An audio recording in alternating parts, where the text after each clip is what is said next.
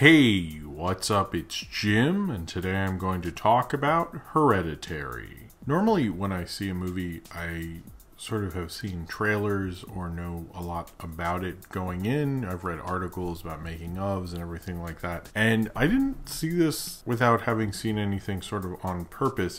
I noticed it was happening and I didn't really do too much to stop it. I assumed I'd see a bunch of ads on TV or something that would counteract that, but that didn't happen. So I really knew very little other than that Toni Collette was in it, that it was really good, apparently, that it was a directorial debut, and it was like one of the best horror movies of the year. I didn't really know much about it, and that was a great way to experience this film. I don't know if I'd really do that with too many other films just because I'm a movie news junkie, but I mean, I knew it premiered at Sundance and stuff. But I think with this movie, it is best to know very little. So at the beginning of the review, I'll just do kind of the broad stroke thing, and then I'll move on more from there. But I think a lot of what this film does, and it's kind of one of those like key to art things, is a film isn't what it is about, it's how it is about it.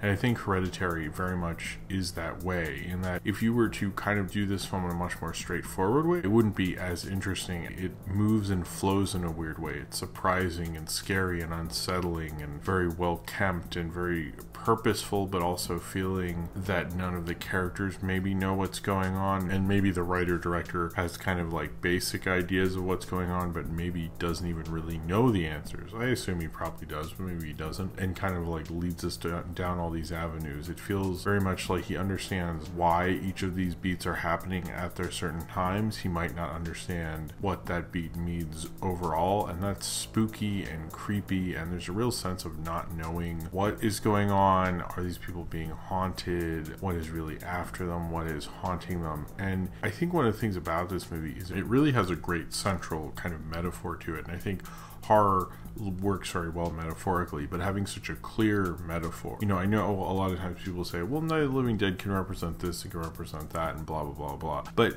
realistically, these films have a distinct metaphor that they're going towards, and it works for them. It feels like it understands what its metaphor is. Also, everyone being left out and not understanding what they're doing felt very Ira Levin, who wrote Rosemary's Baby, the book. The film was based on Anne Stepford Wives' book as well, which influenced Get Out. And I get kind of that vibe where like you can tell the protagonists aren't in on what exactly is going on, and that feels spookier, it feels unnerving, it feels more random, it feels like the random chaos of life and horror that you can't control. And a lot of horror, I think, is not knowing and being scared, not knowing what's going on and not being able to explain what's going on. And since this film moves in kind of its own rhythm and its own pace and its own structure, that you don't exactly know what's going to come and what isn't, I think it makes it that much more uneasy, because you really don't, you can kind of guess certain things, I guess, but it doesn't have the kind of regular kind of genre flow. This happens and this happens and this happens. If you've seen enough kind of genre films, you get used to that rhythm, and Heredity doesn't really do that. It kind of moves in its own way that you kind of just really have to sort of get out of its way, because it definitely knows what it's doing by the way it's telling the story. Ari Aster is a director who, this feels like a film that should be fourth on a normal filmography. Not like that this is a normal movie that everyone's done, but in terms of the accomplishments, and instead this is his directorial debut, or at least his first kind of big movie, and it doesn't really feel that way. It's so impressive what he does, particularly with the performances. It's one of the few horror movies that you could actually say is as much drama as it is a horror film, and it works in both ways incredibly well. I wouldn't say to watch past this if you don't really want it spoiled, but I do recommend kind of going into this not knowing as much. Although I don't know how much you can really spoil, because it's its own unique really path and everything, but in all honesty, you should stay away from spoilers with this one. But I think the central metaphor to this film is clearly insanity, and the idea of insanity being passed on through family and going from the mother to the daughter to the son. It never gets as direct in its metaphors as it does towards the end, or in fact the last shot, really. It really is the horror of seeing that go from family member to family member and not being able to stop it. Especially now that we have things like dementia and Alzheimer's, which are things like we think we can stop in our family and we probably can't. And that's incredibly scary that, you know, one day you might not be able to remember things and you might be unhinged in ways that like you don't think you will now, but it's going to creep up on you. And Heredity kind of feels like that. It feels like seeing your future and seeing it take shape and being sad and having the self-awareness to know that it's happening and not being able to do very much to stop it, if anything. Showing like a mental illness going from one person to the other. They make it into like more of a monster, frankly, in this, you know, the idea of this Satanist cult and everything like that. That's really what it's trying to do. It makes it as much family drama because when something like that happens to your family, it is a major conflict. It is a major thing that happens. It is a major tragedy that happens. As much as it's about Toni Collette's character losing both her mother and then her daughter and just losing her grip on reality as well, it's really most about the family drama and how that connects to everything. And clearly it's called Hereditary, so you know, and that's kind of the core of the movie, this idea that it's just like you can't shake this demon because it's going to come for you. It's such an elemental part of horror. There were people who were in the theater who I think were more used to kind of the cheap beer of horror, and they were still scared by it and kind of compelled by it. I mean, this film's very compelling. I was surprised how well it grabs you in. And the music by Colin Stetson, who I don't really know very well, it was very good, but he often would have this like music that was playing kind of underneath very quietly, and when that happened, you know something like terrifying was going to happen. It would just amp up my adrenaline because I knew something evil was going to happen. But if you really think about this film in retrospect, about the mental illness kind of metaphor, it really works incredibly well, and it makes it that much more powerful and amazing. All the performances are just out of this world good. It's kind of like Oscar caliber drama kind of acting in a horror film. One of the things I like about art horror is how it can experiment and do different things in a genre that sort of just wants to make cheeseburgers all the time. Not that I don't take horror seriously or something, but it's like horror likes its genre, doesn't like to step away from it. And it's particularly with what A24 is doing, it seems like we're getting to this art horror thing, and Hereditary is kind of more of like a really adult kind of cinephile art house kind of horror movie. And I'm very curious if this thing does well, because it feels like it's made for like a very small amount of people who really appreciate it, and everyone else will go like, I don't know, I don't take horror this seriously, or this is just ridiculous, or it's just too weird and slow. But Toni Collette is just absolutely one of her greatest performances. Just the range she shows, what she does with this film, how vulnerable she can be, how evil she can be, how interesting and relatable she can be, but at the same time you know that she will turn on her son and you're not exactly sure of her motivations, while also being able to understand her as a character and what her motivations would be. It's a lot to take on, and Toni Collette nails it really well. She also has a great supporting cast, including Alex Wolff,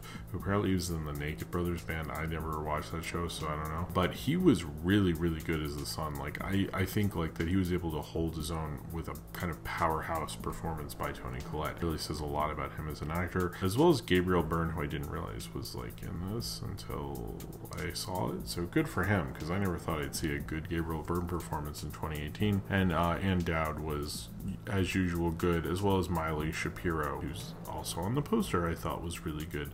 I wish I got to see more of her, really. It did like give me a usual sense of paranoia and creep me out, at least walking home. I was definitely a little scared because you're not sure what's going to pop out, just because you saw so many different things while watching this film, so many crazy, creepy things, and so many things beyond explanation. It definitely like cuts into you in a way, you know, and it is a bit of a slow burn. I think it takes a little bit to really get going. I was wondering, you know, I still liked it at the beginning, but it can really grab you at certain points that you're like, oh, those 15 minutes, I totally forget about them because how much I was grabbed by this particular scene. It was interesting having a protagonist who makes these like weird model things, and how like well kept they are, and how well kept she wants to keep these little houses, which says a lot about like the control that she felt she had over her family, which again is a great metaphor. This director uses metaphors really, really well. This is probably the movie debut for a director this year. I can't really think of maybe John Krasinski, but he was already around, so like I don't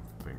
It shows a really smart, interesting, introspective director who understands motivation and understands how to use a powerful performance within their film to make the film almost that much more scary and insightful. Hereditary is the kind of horror movie dream that I think a lot of people want. It's a mainstream kind of studio horror film that is trying to do something different, is trying to ask something of the audience.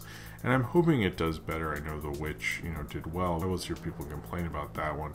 I think this one has enough things that it can grab people, but it definitely feels like you're going in a different avenue. It feels like a 70s horror film like The Sentinel or something like that. Like almost infectious in terms of how it gets into you and how you're just kind of stuck with it, stuck with thinking about what to do with it, not sure what to do with it, not sure how to take it in a lot of ways. I'm not even sure entirely, like, does the cult, like, were they around the whole time? Were they trying to get inside the daughter? Like, what was that about? Were they in other scenes and I didn't notice them? Were they not? Maybe is it not that well fleshed out? What are they exactly going to do with the son? Then I also think clearly him being crowned shows that he definitely had mental illness. You see like what he did in school and things like that, and he was now going to take on the mantle. Not that like it goes from one person to the other in such a direct way, but I think metaphorically the message, I guess, works. I really liked Hereditary. I think this is the big horror cinephile movie in that you can argue about it, you can rewatch and take things from it, I assume, but that's how it looks right now. And it's a film that really kind of took me aback at, like, to see the rawness of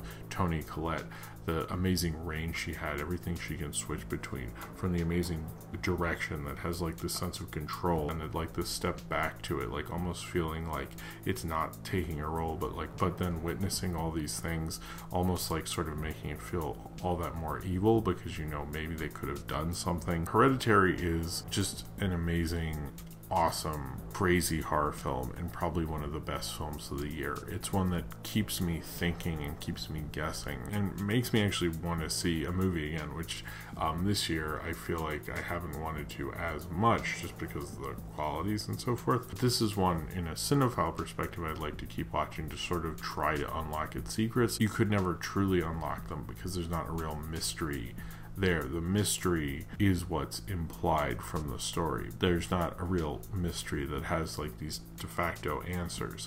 And the film version of Hereditary that has all the answers would be a much weaker film. The way it dances around you and like kind of like makes you think about the implications of these things, or think about like what they're doing, or not explain some things but explain others. So it's a very strong, amazing director who really knows like how to twist this genre and do a different kind of art house thing, but not do something that's a period piece or appeals more to hipsters or something like that. This feels like a much more mature, nuanced kind of horror film that we really don't get enough of. Hereditary is an absolute rare treat. I think it is the kind of film that you kind of have to witness with an audience because it is such a rewarding experience with an audience, but I think also because you'll leave and just like have this film's intensity amplified by the theatrical experience is definitely going to be one of the movie joys of 2018, just like experiencing this big dramatic horror film that is taking horror to another kind of zenith point, taking horror to an interesting kind of art house point level. And once you're at that level, you almost get so comfortable you wish there could be more of this, but it's just contained within this one film. And being contained within this own film almost like kind of permeates it with fumes of the weirdness and the unsettlingness that's going on within Hereditary. So if you've seen Hereditary and you would like to talk about it, then comment below in the comments and subscribe if you would like to.